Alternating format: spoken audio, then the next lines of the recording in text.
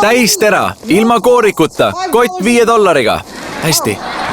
Äkki paneksid jaki selga, õues on jahedavõitu. Olgu, lõpetage vastuhakk, minu selga tulgu jakk.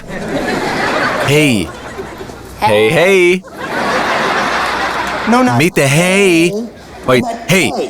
Kuule, kui ema käskis jaki selga panna, mõtles ta, et lähed tood selle oma toast, mitte ei võlu seda selga. Mis selles siis on? See on ju vaid jakk. Aga täna on jakk.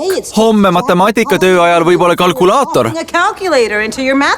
Esialgu petab matemaatikatunnis, siis juba mujal. Ja edasi, mis edasi saab? Edasi lõpetad vanglas. Juhtub see ja juhtub teine, sellepärast, et ma ülemisele korrusele ei läinud.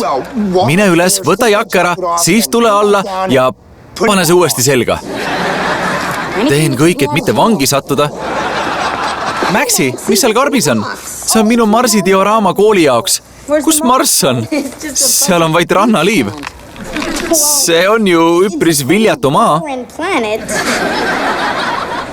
Mida see sõna tähendab? Liivane? Arutame seda hiljem. Sa pead rohkem pingutama, noormees. Viime su liivakasti kooli, enne kui mõni kass selle leiab.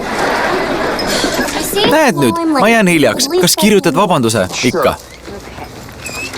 Lugupeetud direktor, Alex jäi hiljaks, sest ta isa on kuri ega luba tal jaki selga panekuks nõidust kasutada. Olgu, ma läksin. Hei, seal on DJ. Kuule?